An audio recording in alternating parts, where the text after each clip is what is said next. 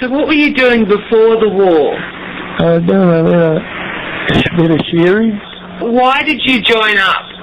Well, we had to, more or less. If we hadn't been conscripted. And mainly, if you remember, Australians generally don't wait too long if there's a bit of things going wrong with Australia. They get on their toes. That's all. I was in the infantry. So your job was to shoot with a rifle? Yeah, rifle and machine gun, yeah. You would have been a pretty good shot, wouldn't you? No. It'd be hard to shoot. We knew how to shoot, but it's not as easy as that to not like a kangaroo sit up and let it go. So you went to Greece?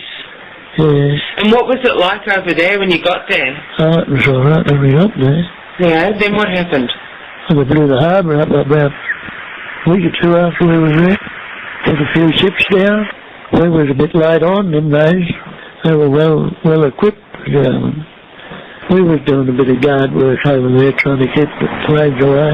Actually, it was the aerodrome they wanted, and we was guarding that. How were you captured? Was it in Greece? Yeah, in Greece. Yeah. What happened? Well, we had nowhere to go. So the German forces arrived? Oh, yeah. We got very close to them once, but they were too good for us. We didn't fight them because it was hopeless.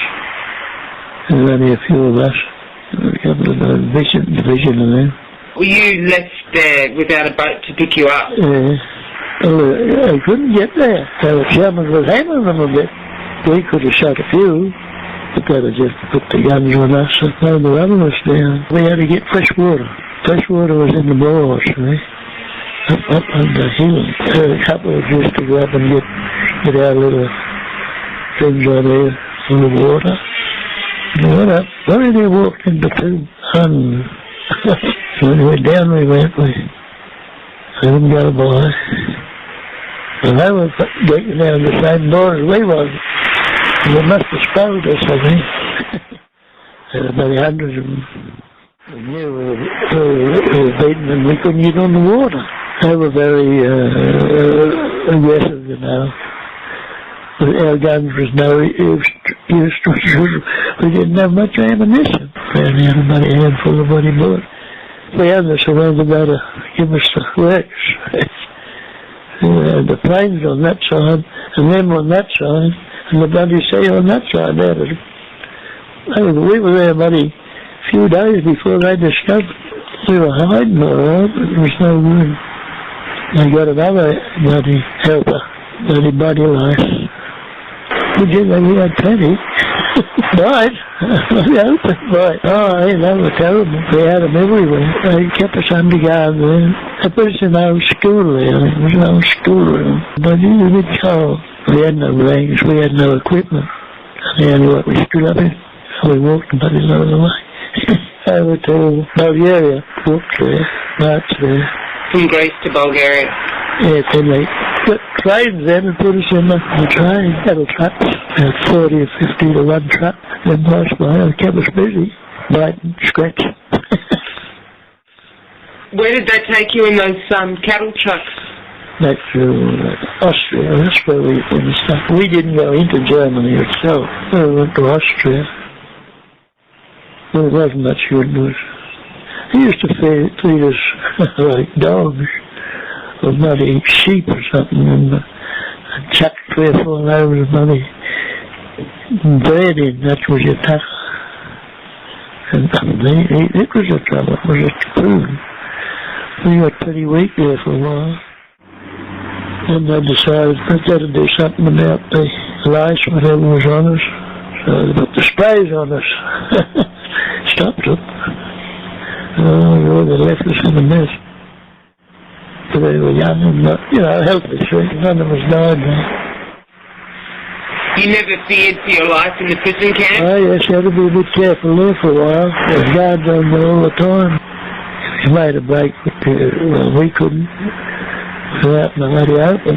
They used to be 2 or 3 guards all day watching it.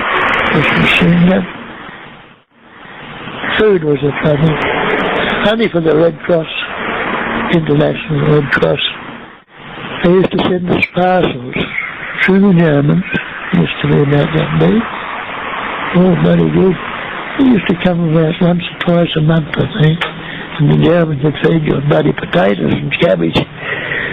That's right. Fill up on bloody awful bloody stuff. We had no possible sense of getting away. But were you ever worried that the war wouldn't end with an Allied victory?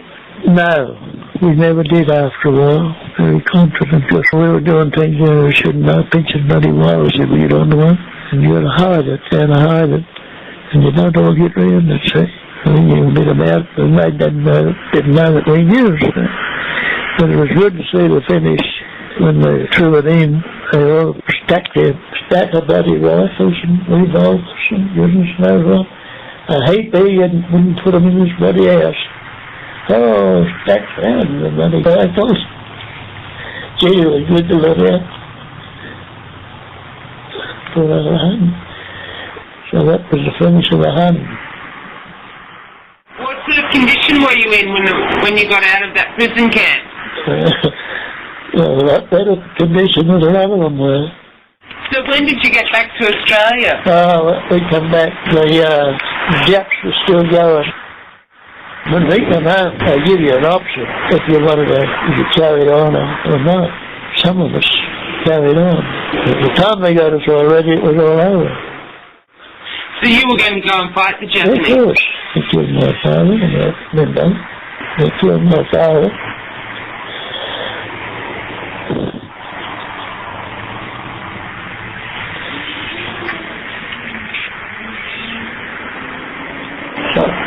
No, that's fine. So what happened to your father, George? Where was he? Well, the Japs killed him just before the war was over. On that line that was going on. He was on that. So he'd been a Japanese prisoner of war. His brother was with it too. His brother, he still lives alive. He died about 2 years ago, 3 years ago. They had a bad time. They had a bad time. So your father and brother were in the same battalion, were they? Yeah. Your brother at least was with your father? Yeah, all the time, yeah, he was, yeah. So they had a terrible time. Oh, good, yeah. They had done it badly. They had chocolate up and everything. So that's why you wanted to fight them? Yeah. Your brother survived the railway line? Yeah.